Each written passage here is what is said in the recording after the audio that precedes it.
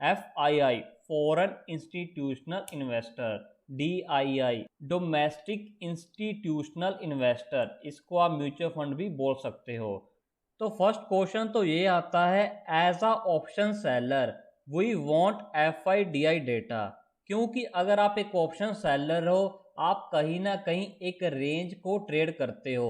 अगर market range तोड़ती है तो हम एडजस्टमेंट कर लेते हैं।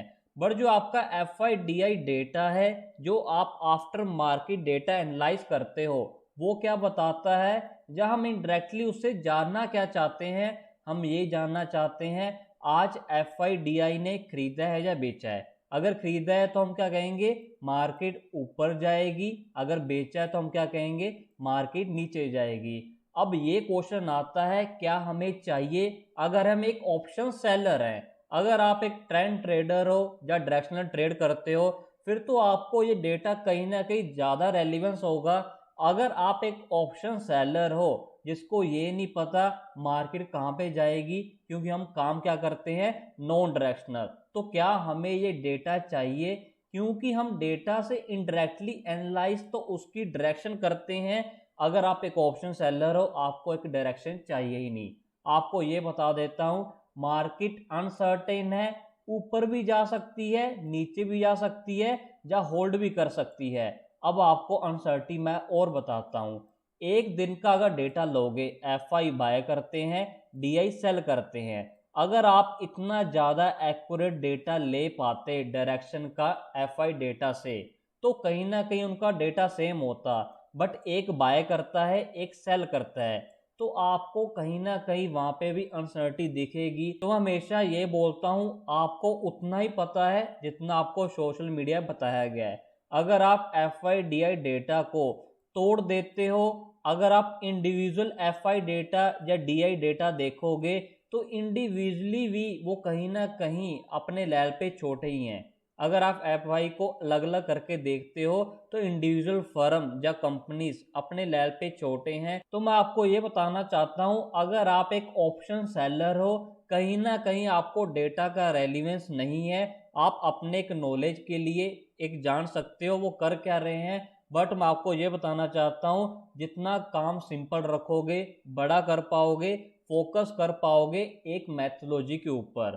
एक और चीज है, ये डेटा अवेलेबल है मार्केट बंद होने के बाद, तो हमें नहीं पता कल क्या होगा। अगर हमें लाइव मार्केट में इनडायरेक्टली आइडिया लगाना है, लोग कर क्या रहे हैं या सोच क्या रहे हैं, उसकी अप्रोच हम जान लेते हैं। Now question, how to do FIDI analysis और वाइडर एनालिसिस।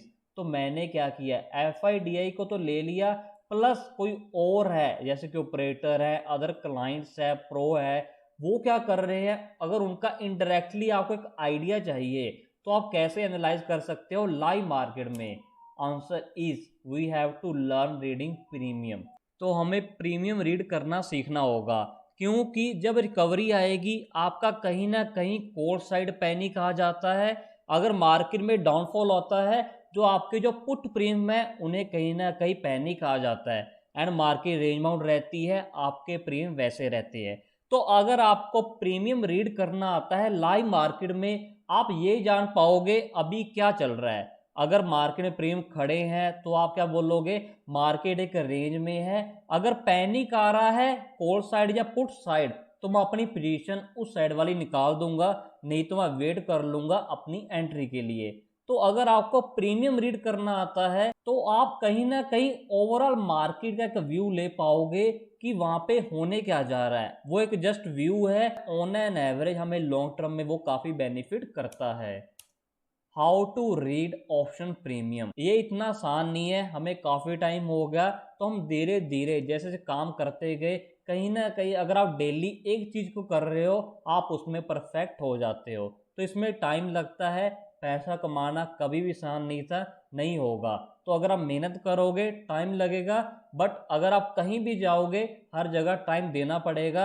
आज से स्टार्ट करोगे, कहीं ना कहीं से तो आपको स्टार्ट करना पड़ेगा। जल्दी करोगे, आपका टाइम कहीं ना कहीं कम होता रहेगा, एक्सपीरियंस ऐड ऑन होएगा, तभी आपका कॉन्फिडेंस बूस्ट होगा एंड काम बड़ा कर पाओगे। लाइव होल्डिंग रेंज, अब मैं आपको तीन चीजें बताना चाहता हूं जो मैं आपको जस्ट एक हिंट दे सकता हूँ कि होता क्या है, नहीं तो आपको पूरी मैथोलॉजी जाननी पड़ती है। उसके बाद एक्सपीरियंस ऐड ऑन हो होकर फिर हमें एक आइडिया होता है प्रीमियम बोल क्या रहे हैं। तो इट्स अ लॉन्ग प्रोसेस, एक दिन में नहीं आता। एक हिंट दे देता हूँ आप कैसे जान सकते हो एंड किस चीज़ के ऊपर काम कर सकते हो। 3 चीज़ें 2 मैंने आपको यूट्यूब पे बताई हुई हैं। लाइव होल्डिंग रेंज, जो मैं नॉर्मली टेलीग्राम चैनल के ऊपर बोलता हूँ, हमें एक ट्रेड लेते हैं उसकी एक होल्डिंग रेंज होती है। तो हमें क्या है, होल्डिंग रेंज होती है, बट ये लाइव होल्डिंग रेंज कहीं ना कहीं प्रीमियम के हिसाब से चेंज होती रहती है। तो अगर आपको ये निकालनी आती है, उसके ऊपर हम एक चेन कंसेप्ट है वो लगा देते हैं, क्योंकि कंसेप्ट दिया हुआ है। वैसे जस्ट ये एक्सपीरियंस है, एक मैथोलॉजी है, उसको जस्ट एक नाम दिया हुआ है कि उसको हम एक इंडायरेक्टली कोरिलेट कर पाए एंड कम्युनिकेशन के लिए एक नाम दिया हुआ है। तो लाइव होल्डिंग रेंज के ऊपर जब चेन कंसेप्ट लगा देते हैं, हमें एक आइडिया हो जाता है कॉल में पैनिक है, पुट में पैनिक है।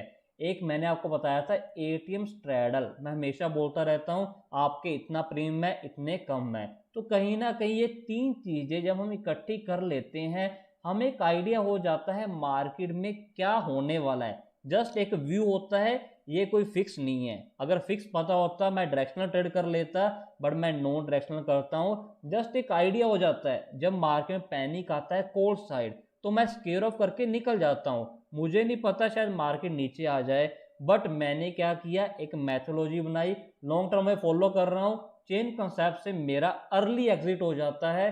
तो ये मैथोलॉजी का फोकस है। तो इट्स अ लॉन्ग प्रोसेस, एक दिन में नहीं आता, इसमें टाइम लगता है। तो आप भी क्या है, इन चीज़ों को फॉलो कर सकते हो, हमारे टेलीग्राम के ऊपर ज्वाइन करके सीख सकते हो कैसे हम काम करते हैं, कब हम एग्जिट दे देते हैं। You can join our Telegram channel for more updates. अगर आपको वीडियो अच्छी लगी हो, वीडियो को शेयर कीजिए एंड चैनल को सब्सक्राइब कीजिए।